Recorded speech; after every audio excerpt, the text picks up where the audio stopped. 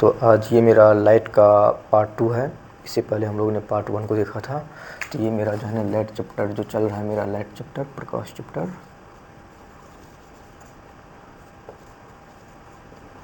मेरा प्रकाश चैप्टर है, इसका ये मेरा पार्ट 2 है। आज पार्ट 2 है।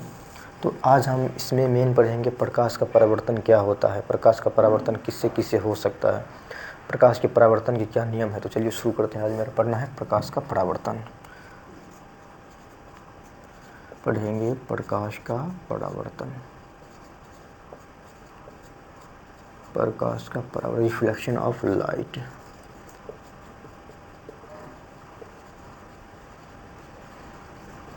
Reflection of light. तो चलिए पहले हम एक फ़ोटो बना लेते हैं, एक डायग्राम बनाते हैं। ये मेरा हो गया परावर्तक सतह। परावर्तक सतह वो होता है जहाँ से प्रकाश की किरण का परावर्तित होती है, वो परावर्तक सतह ये हो गया। और इस पे आने वाली किरण और ये लौटने वाली किरण। तो आने वाली किरण आपतित किरण, लौटने वाली परावर्तित किरण, और ये इस पर डाला गया लंब, ये हो गया। और ये हो गया एंगल आई, और ये हो गया एंगल आर। चलिए तो अब इसका पहले नामकरण कर लेते हैं। तो ये जो किरण आई है ना, इसको कहा जाता है आपतित किरण। ये क्या हो गया? आपतित किरण हो गया। ओके। ये हो गया मेरा परावर्तित किरण, ये हो गया परावर्तित किरण। इसको कहा जाता है अभिलंब। ये क्या हो गया? अभिलंब हो गया। और ये जो मेरा होता है, ये इसका नाम है परावर्तक सतह, जिस पे परावर्तन की क्रिया होती है। तो ये क्या हो गया? परावर्तक सतह हो गया। और ये जो मेरा बिंदु है, इसको कहा जाता है आपतन बिंदु। कौन सा? ये हो गया आपतन बिंदु। ये जो कोण बन रहा है ना, इसको कहा जाता है आपतन कोण। कौन सा कोण? ये हो गया आपतन कोण, आपतन कोण। और ये हो गया परावर्तन कोण, ये हो गया मेरा परावर्तन कोण। तो चलिए पहले हम इसी को एक बार देख लेते हैं, फिर प्रकाश का परावर्तन पढ़ेंगे, ठीक है। तो पहला आप देख लीजिए कि आपतित किरण एक्चुअली क्या होता है। एक नामांकन कर देते हैं। इसका एक जैसे कर दिए, परावर्तित किरण को, इसको 2 कर दिए। उसके बाद परावर्तक सतह को 3 कर दिए। उसके बाद परावर्तक सतह हो गया। फिर आपतन कोण को 4 कर दिए। आपतन को फिर इसको कर दिए 5, आपतन बिंदु को 6 कर दिए, अभिलंब को 7 कर दिए, ठीक है। तो पहले हम इतना डिफिनीशन को देख लेते हैं। 2, 2, 4, 5, 6, 7, सातों डिफिनीशन को पहले देख लेते हैं। तो पहला देखिए कि आपतित किरण क्या होता है। क्या देखना है कि आपतित किरण। तो 1 नंबर में देखिए आपतित किरण।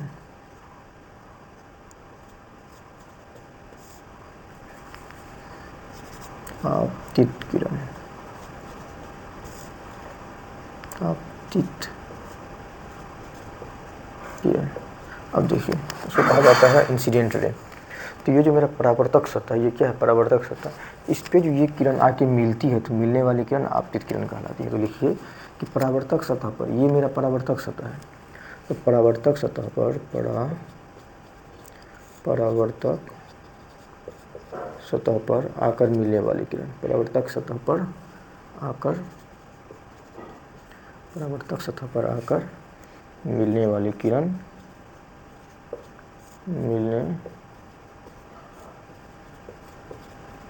मिलने वाली किरण क्या कहलाता है? आपतित किरण कहलाता है।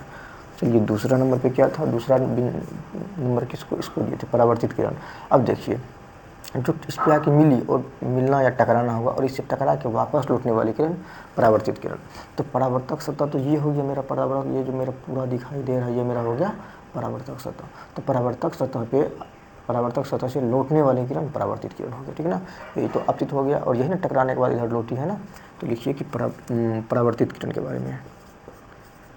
परावर्तित किरण, इसको कहा जाता है रिफ्लेक्टेड रे।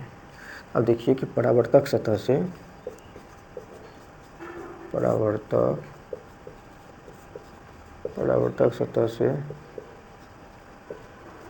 सतह से लौटने वाली किरण, परावर्तक सतह से लौटने वाली किरण क्या कहलाएगा? परावर्तित किरण कहलाएगा। अगला तीसरा नंबर में देखिए क्या है, तो तीसरा नंबर किसको पॉइंटेड किया है, तो परावर्तक सतह को। अब ये सतह क्या होता है, यही तो मेन चीज़ होता है। तो परावर्तक सतह वो सतह होता है जिस पे आपतित किरण आके मिलती है और परावर्तित हो जाती है। तो इसी सतह पे आके मिली है ना और परावर्तित हो गई है, तो वही सतह कौन सा है, परावर्तक सतह है। तो लिखिए परावर्तक सतह के बारे में, परावर्तक सतह, रिफ्लेक्टेड सरफेस कहा जाता है इसको इंग्लिश में। तो वैसा सतह जिस पर आपतित किरण आकर मिलती है, और पुनः उसी माध्यम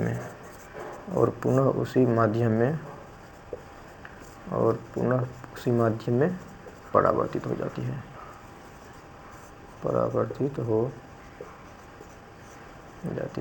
इसमें ना ये जो उसी माध्यम, मतलब माध्यम जो होने सेम होना चाहिए। यदि माध्यम चेंज हो गया तो ये अपवर्तक सतह हो जाएगा। तो यहाँ पे हमको पढ़ना किसके बारे में है, तो परावर्तक सतह के बारे में पढ़ना है। अपवर्तक सतह के बारे में इससे आगे पढ़ेंगे। तो देखिए कि वैसा सतह जिस पर आपतित किरण आके मिलती है और पुनः उसी माध्यम में, इसका मान चलिए कि माध्यम है हवा। कौन सा माध्यम है, ये मेरा है हवा माध्यम, है ना। तो जिस माध्यम से आई उसी माध्यम में लौट गई, तो वो हो जाएगा मेरा कौन सा सतह, अपवर्तक सतह। तब 4 नंबर में देखिए, 4 नंबर किसको पॉइंटेड किए हम लोग, तो आपतन कोण को। अब देखिए ये जो कोण दिखाई दे रहा है ना, ये मेरा कौन सा हो गया, ये आपतन कोण। आपतन कोण देखिए जो मेरा अभिलंब है ना, तो अभिलंब और आपतित किरण के बीच का कोण आपतन कोण कहलाएगा। आपतन कोण इसको हम आई से सूचित करते हैं, ठीक है ना, आई से सूचित करते हैं। तो लिखना है, क्या लिखना है कि आपतित किरण और अभिलंब के बीच बना कोण, आपतित किरण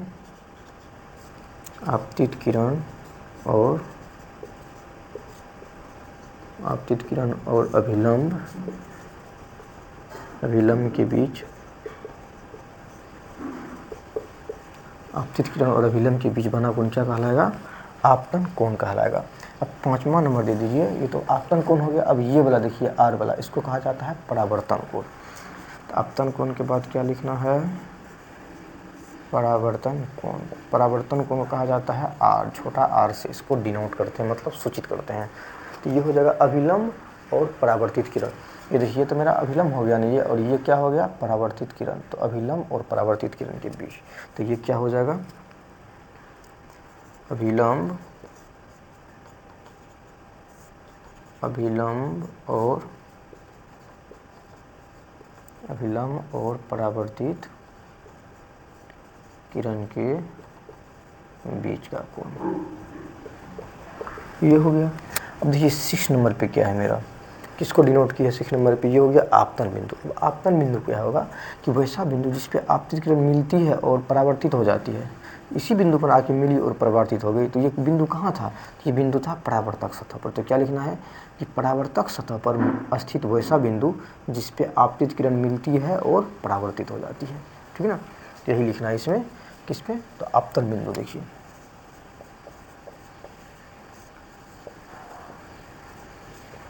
आपतन बिंदु,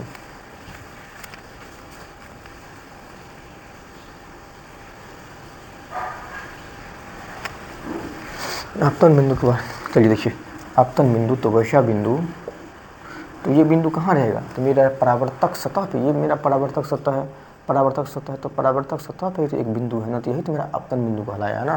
तो लिखिए कि परावर्तक सतह पर मौजूद वैसा बिंदु,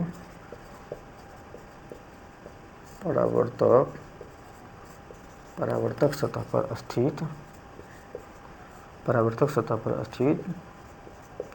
वैसा बिंदु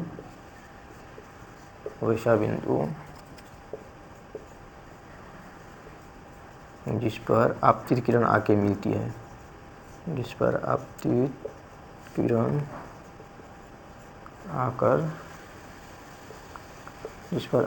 आके मिलती है और परावर्तित हो जाती है,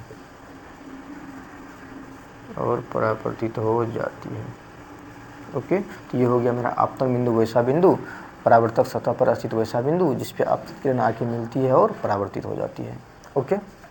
उसके बाद चलिए अगला पॉइंट 7 नंबर में कौन चीज़ है, तो ये हो गया अभिलंब। तो ये जो मेरा परावर्तक सतह है, तो परावर्तक सतह पर डाला गया लंब क्या कहलाएगा, अभिलंब। साथ में देखना है अभिलंब, ये अभिलंब, इसमें ये चलिए यहाँ पे देख लीजिए, ये 7 नंबर का अभिलंब। कि मेरा परावर्तक सतह है, तो परावर्तक सतह पर जो डाला गया लंब है, जो अभिलंब हमेशा 90 का कोण बनाता है।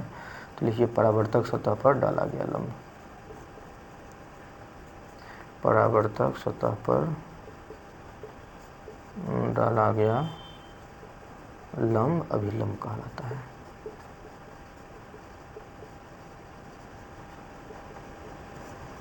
ओके, तो अभिलंब क्या होता है, ये मेरा परावर्तक सतह हो गया, इस पर डाला गया लंब अभिलंब कहलाएगा। तो कुल मिला के इसके बारे में हमने बता दिया जो इंपॉर्टेंट पॉइंट्स था। अब प्रकाश के परावर्तन का डिटेल्स से देखेंगे, ठीक है। तो देख लीजिए, आपतित किरण हो गया कि परावर्तक सतह पर आकर मिलने वाली किरण क्या कहलाएगा, आपतित किरण। ये मेरा हो गया आपतित किरण। जो लौटेगी वो हो गया मेरा परावर्तित किरण। तो यहीं पे लिखे हैं कि परावर्तक सतह से लौटने वाली किरण को परावर्तित किरण कहा जाता है। अगला हमने लिखा परावर्तक सतह, तो ये पूरा हो गया मेरा परावर्तक सतह। तो वैसा सतह जिस पर आपतित किरण आकर मिलती है और पुनः उसी माध्यम में परावर्तित हो जाती है। तो ये हो गया मेरा कौन सा, परावर्तक सतह। उसके बाद होता है आपतन कोण। तो ये मेरा छोटा वाला आई देख रहे हैं ना, ये मेरा हो गया आपतन कोण। तो आपतित किरण और अभिलंब के बीच बना कोण को आपतन कोण कहा जाता है। तो यही लिखे हैं कि आपतित किरण और अभिलंब के बीच बना कोण को आपतन कोण कहा जाएगा। उसके बाद लिखे हैं कि परावर्तन कोण, जिसको स्मॉल आर से डिनोट करते हैं। तो अभिलंब और परावर्तित किरण के बीच बना कोण, तो ये मेरा हो गया अभिलंब और ये हो गया परावर्तित किरण। तो अभिलंब और परावर्तित किरण के बीच बना कोण परावर्तन कोण हो गया। उसके बाद लिखे हैं कि आपतन बिंदु। तो आपतन बिंदु, ये जो मेरा परावर्तक सतह पूरा मेरा यहाँ से यहाँ क्या है, परावर्तक सतह। तो परावर्तक सतह पर मौजूद ये वैसा बिंदु जिस पे आपतित किरण आके मिलती है और परावर्तित हो जाती है। यही लिखे हैं कि परावर्तक सतह पर स्थित वैसा बिंदु जिस पर आपतित किरण आकर मिलती है और परावर्तित हो जाती है। 7 नंबर में मेरा था अभिलंब। तो अभिलंब क्या होता है कि ये परावर्तक सतह पर लंब होता है। तो परावर्तक सतह पर डाला गया लंब क्या कहलाएगा, अभिलंब कहलाएगा। इतना हो गया। अब हम इसको इरेज करते हैं, मिटा देते हैं, ठीक ना।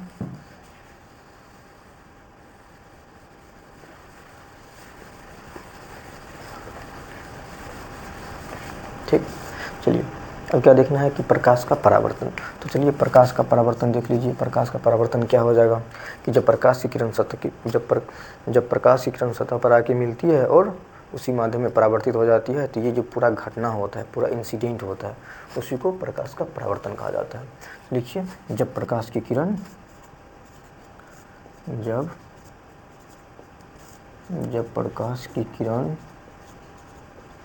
जब प्रकाश की किरण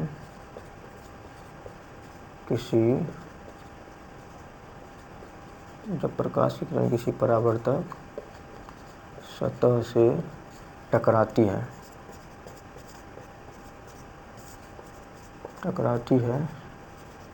तथा पुनः दे दीजिए, पुनः उसी माध्यम में लौट जाती है, तो यह घटना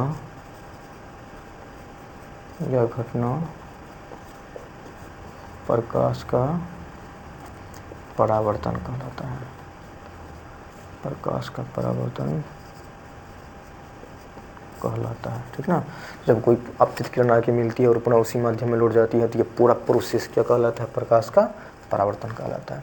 अब देखिए, प्रकाश के परावर्तन के 2 नियम होते हैं। लिखिए यहाँ पे, प्रकाश के परावर्तन का 2 नियम है। प्रकाश के परावर्तन के 2 नियम है। प्रकाश के परावर्तन के 2 नियम हैं। पहला नियम तो ये है कि ये आपतन कोण और ये परावर्तन कोण हमेशा क्या होते हैं, बड़ा होते हैं। ये जो कोण है इसको क्या कहा जाता है, आपतन कोण। मिट गया था आपतन कोण। तो पहला यही लिखना है कि आपतन कोण और परावर्तन कोण हमेशा बराबर होता है। आपतन कोण तथा परावर्तन कोण हमेशा बराबर होता है।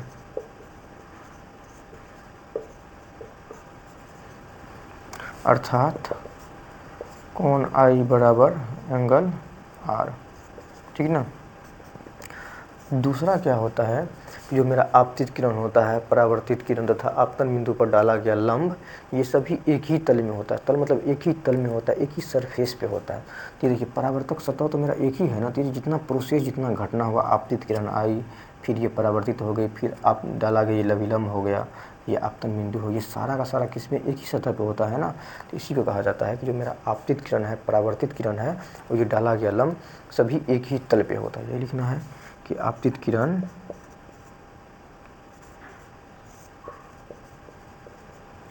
किरण उसकी आपतित किरण, परावर्तित किरण, आपतित किरण, परावर्तित किरण तथा आपतन बिंदु पर डाला गया लंब तथा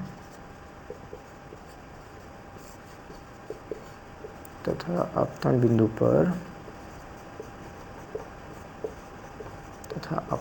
पर डाला गया लंब तीनों एक ही तल में होता है, एक ही तल में होता है, ठीक है। तो ये तीनों हो गया कि आपतित किरण, परावर्तित किरण तथा आपतन बिंदु पर डाला गया लंब तीनों एक ही तल में होता है।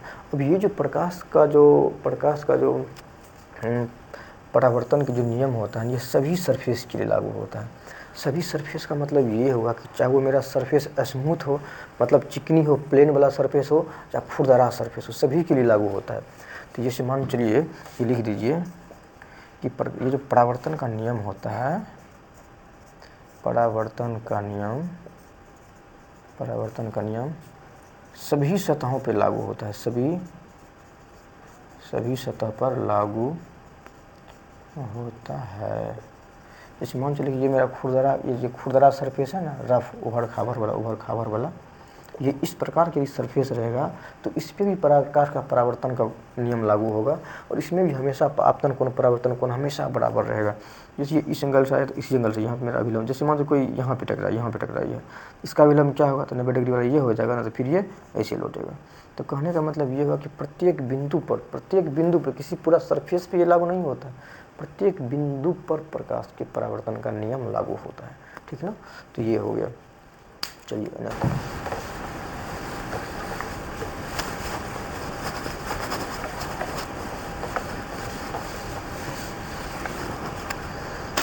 चलिए अब पढ़ना है दर्पण। अब क्या पढ़ेंगे, दर्पण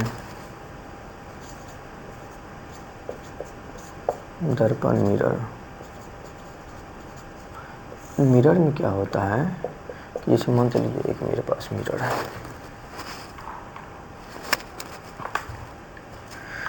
ये मान चलिए एक मेरे पास मिरर है, तो मिरर का डिफिनेशन क्या हो जाएगा, तो दर्पण का एक भाग, एक सतह दीजिए, दर्पण का एक सतह पॉलिश किया रहता है, एक सतह पॉलिश किया रहता है तथा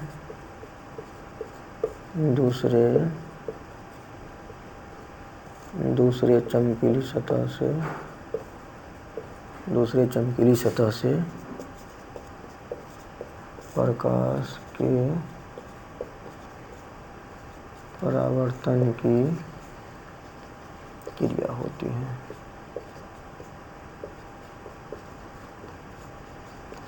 दर्पण के बारे में लिखे हैं कि दर्पण का एक सतह पॉलिश किया रहता है तथा दूसरी चमकीली सतह से प्रकाश के परावर्तन की प्रक्रिया होता है। जैसे ये मेरे पास मिरर हो गया, तो दर्पण का एक वाला भाग क्या होता है, पीछे वाला पॉलिश किया रहेगा तथा सामने वाला पोर्शन से इससे प्रकाश के परावर्तन का प्रक्रिया होगा। तो देखिए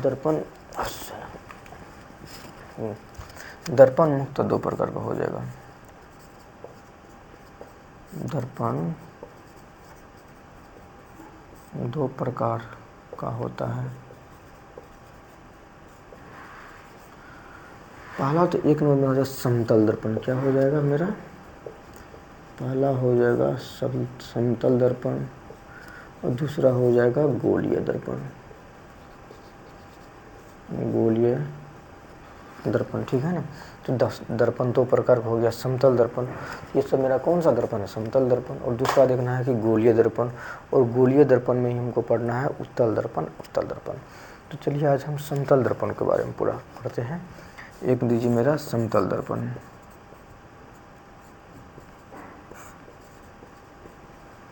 समतल दर्पण वैसा दर्पण, वैसा दर्पण जिसका परावर्तक सतह, जिसका सपाट हो, सपाट मतलब चौड़ा टाइप का हो, सपाट हो। ओके, ये मेरा हो जाता है समतल दर्पण। जैसे ये देखिए, इसका देखिए परावर्तक सतह कैसा है ना, प्लेन है ना, सपाट है ना, तो ये मेरा कौन सा हो जाएगा, समतल दर्पण। अब देखना है कि समतल दर्पण में वस्तु का प्रतिबिंब कैसे बनता है, किस प्रकार से इसका अपवर्तन होता है। तो चलिए देखना है कि समतल दर्पण में वस्तु का प्रतिबिंब, ये हेडिंग देना है सबको, इसको स्क्रीनशॉट लेके ख़त्म कीजिए। चलिए, समतल दर्पण में प्रतिबिंब का बनना।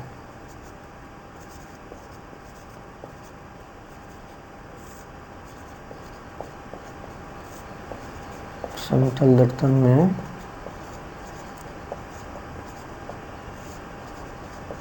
प्रतिबिंब का बनना। चलिए पहले एक फोटो बना लेते हैं।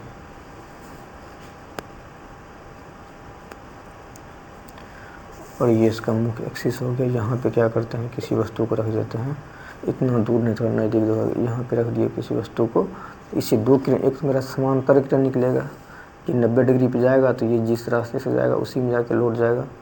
तो दूसरा मेरा यहाँ से जाएगा, ये मेरा आपतित किरण हो गया, ये मेरा परावर्तित किरण हो गया। तो ये जो एंगल बना है, ये तो मान चलिए एक, ये तो एज लाइक एक नॉर्मल का काम करेगा, 90 डिग्री पे जा रहा है।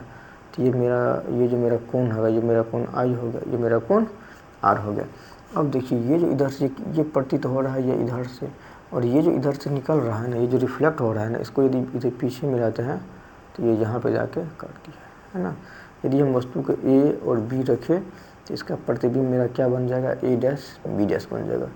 यदि ये मेरा डिस्टेंस डी है तो मेरा डिस्टेंस ये क्या रहेगा, सेम ही रहेगा डिस्टेंस मेरा। कहने का मतलब हमने ये देखा इसमें कि वस्तु का जो साइज है ना, उसी साइज का मेरा प्रतिबिंब का भी साइज है। वस्तु दर्पण के सामने जितना दूरी रहेगा, प्रतिबिंब भी उतना पीछे जाके बनेगा। तो ये प्रतिबिंब मेरा क्या बनता है, काल्पनिक और सीधा बनता है। जैसे मिरर में मेरा जो इमेज बनता है हम लोग का, काल्पनिक और सीधा बनता है। तो चलिए समतल दर्पण में प्रतिबिंब को बनाते हैं। तो इसमें किस प्रकार का प्रतिबिंब बना। पहला तो ये कि वस्तु का जो ये जो प्रतिबिंब का जो आकार है, वस्तु के आकार के बराबर बना। तो ये लिखना है कि प्रतिबिंब का आकार, प्रतिबिंब का आकार, प्रतिबिंब का आकार वस्तु के आकार के बराबर बनता है। वस्तु के आकार के बराबर बनता है। ओके। और दूसरा ये देखिए कि जितना दूरी पे वस्तु रहेगा उतना दूरी पे प्रतिबिंब भी रहेगा। तो प्रतिबिंब उतना ही पीछे बनता है, प्रतिबिंब उतना पीछे बनता है, उतना पीछे बनता है जितना वस्तु दर्पण के जितना दूरी पर लिखिए,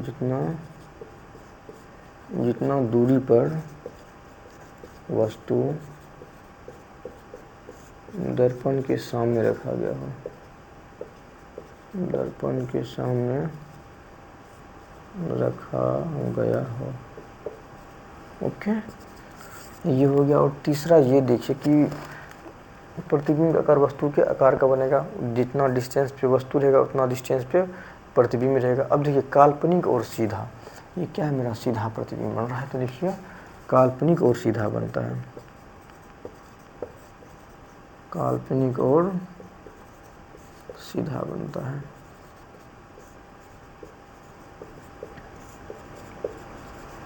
काल्पनिक और सीधा बनता है।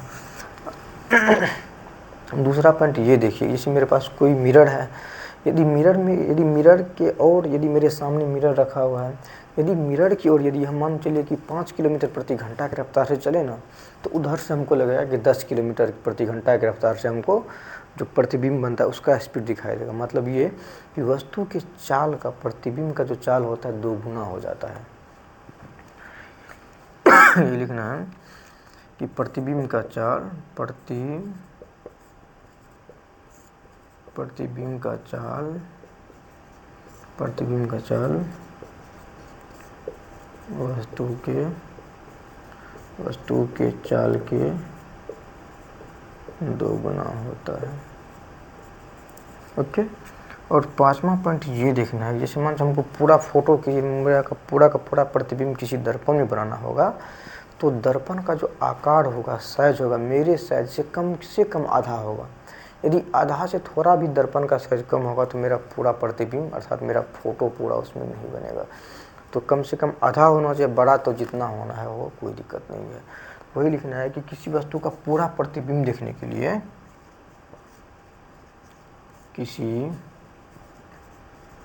किसी वस्तु का पूरा प्रतिबिंब मतलब वही जो उसकी फोटो बनता है, किसी वस्तु का पूरा प्रतिबिंब देखने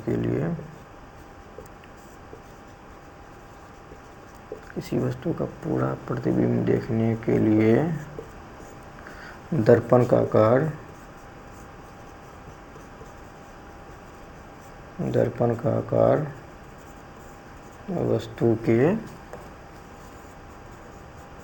वस्तु के आकार के कम से कम आधा होना चाहिए।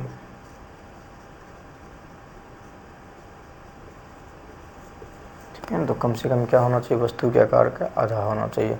अब हम अगले दिन पढ़ेंगे कि गोलीय दर्पण में किस प्रकार से वस्तु का प्रतिबिंब बनता है। उत्तल दर्पण में, अवतल दर्पण में पढ़ेंगे, अलग अलग जगह पे रख के उसका प्रतिबिंब कहाँ कहाँ बनता है ये देखेंगे, और उसका एक शॉर्टकट नियम भी जानेंगे कि जिससे हमको याद हो सके कि वस्तु कहाँ रहता है तो उसका प्रतिबिंब कहाँ बनेगा।